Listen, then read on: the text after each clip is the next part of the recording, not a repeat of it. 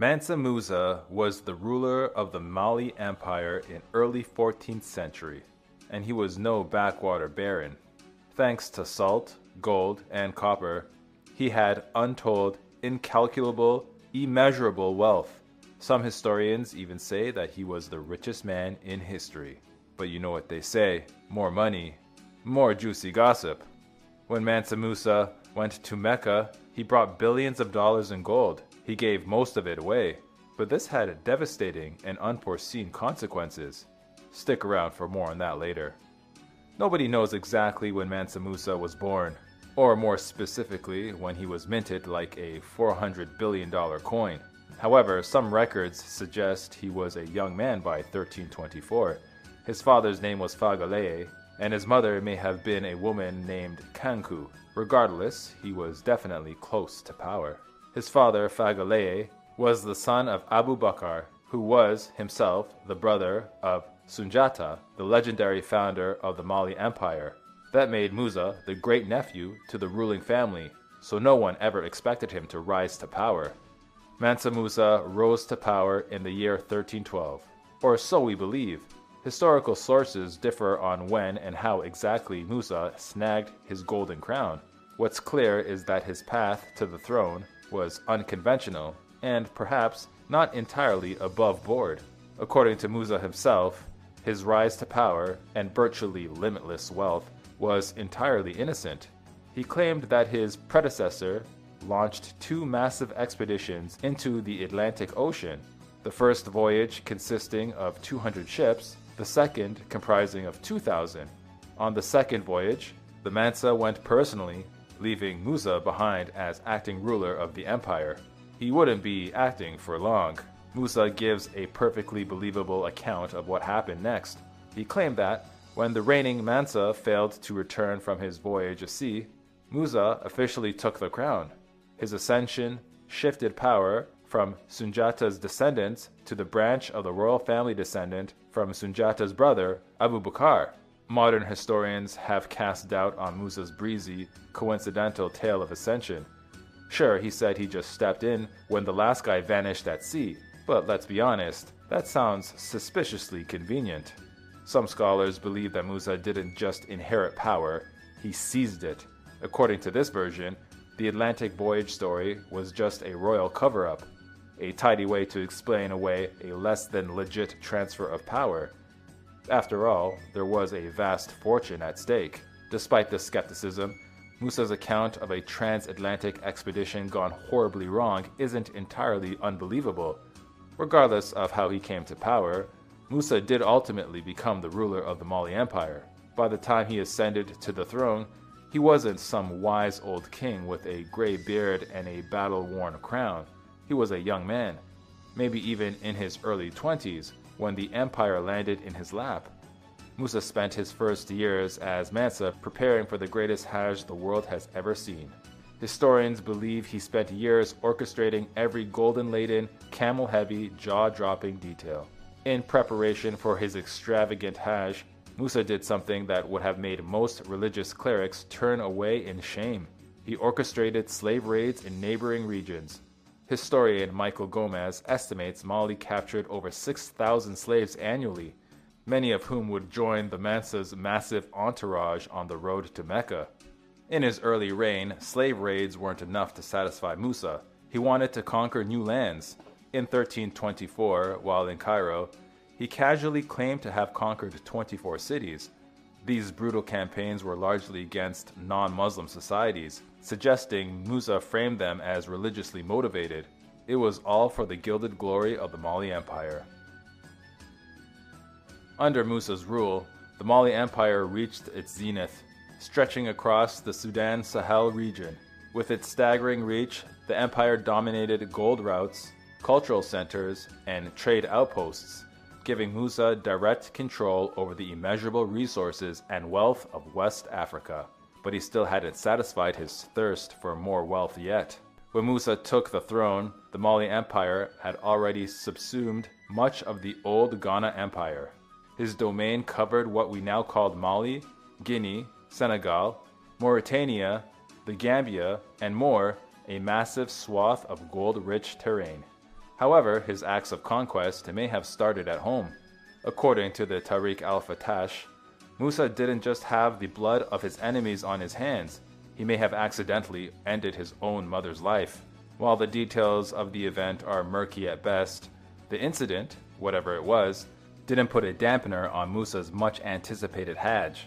A devout Muslim, Musa had spared no expense in preparing for his Hajj, his sacred journey to Mecca. While the Muslims make the humble journey with what little they have, Musa turned the mandatory adventure into a continent-spanning spectacle. The journey catapulted his fame across North Africa and the Middle East, where tales of his generosity and gold spread like wildfire.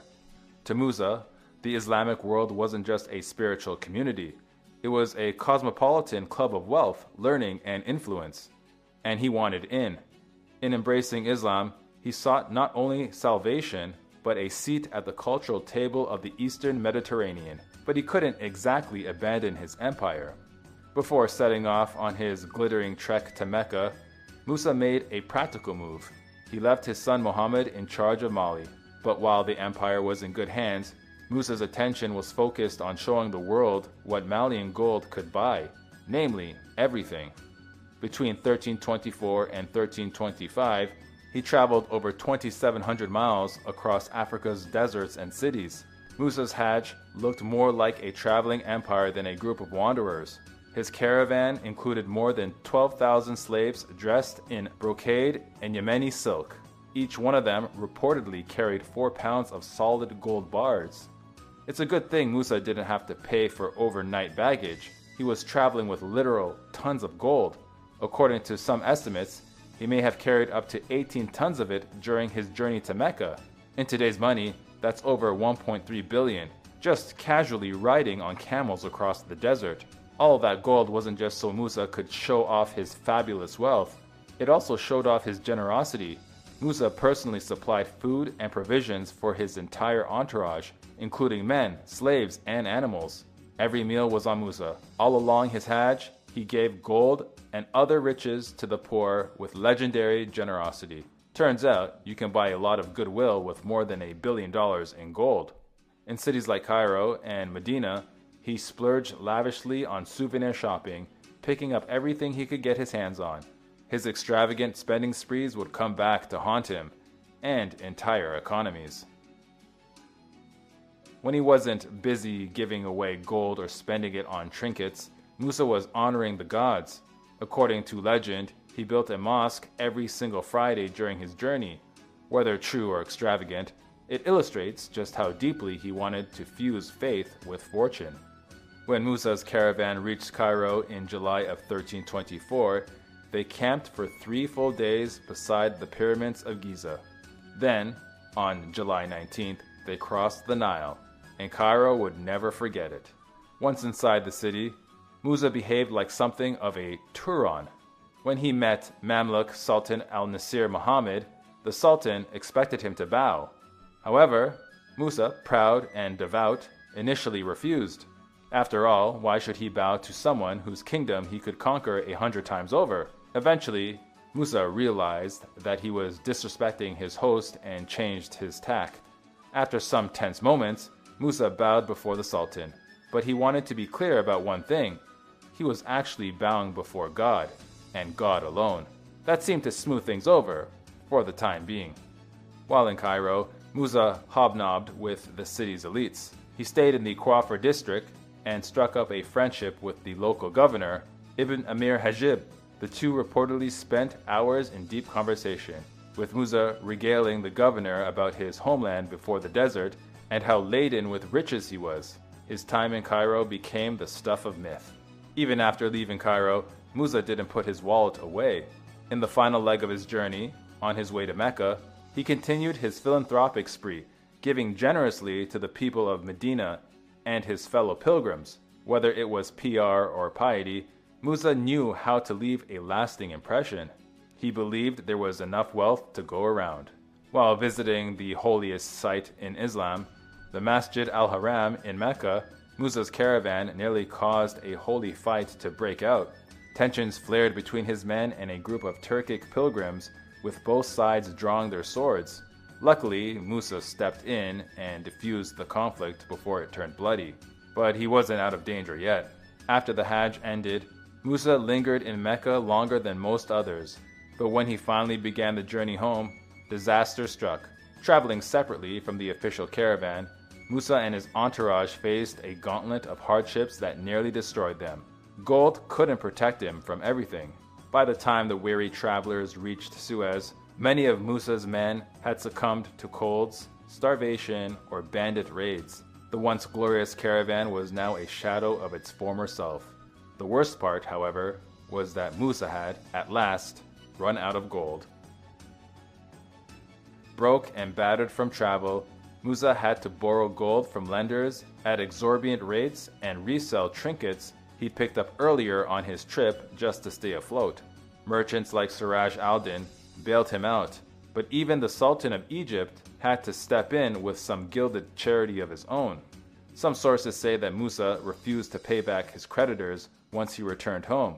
Other historians claim that he paid them back, but only partially. Back home and reunited with the rest of his inexhaustible fortune, Musa channeled his wealth into construction. He funded countless mosques and madrasas across Mali, including the iconic Sankor Madrasa in Timbuktu. But these buildings were more than an extravagant display of wealth. They reshaped the region. During Musa's reign, he made it rain in Mali. Thanks to his investments, urban life flourished across the Mali Empire.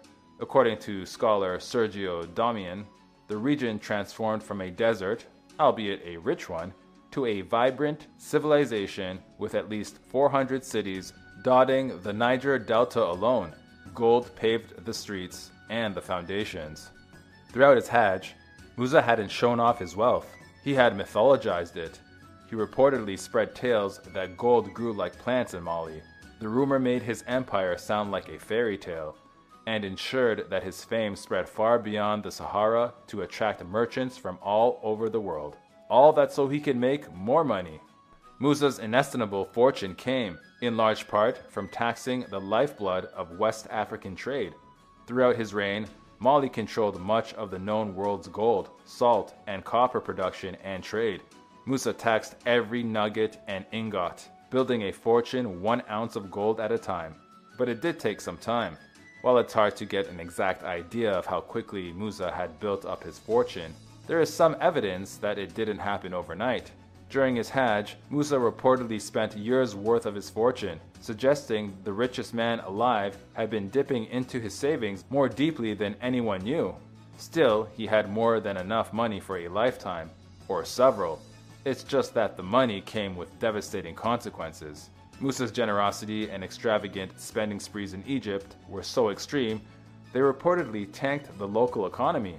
One source claims that Musa dropped so much cash in Cairo that the value of gold in the city cratered for over a decade. There was, however, another explanation for the inflation. While many accounts say Musa's giving spree wrecked the Egyptian economy, some historians, like Warren Schultz, aren't so sure. According to him, the shift in gold's value wasn't that unusual for the time or region of the world. Regardless, Musa left a yellow brick road on his journey to Mecca, and by yellow bricks, we mean gold bars.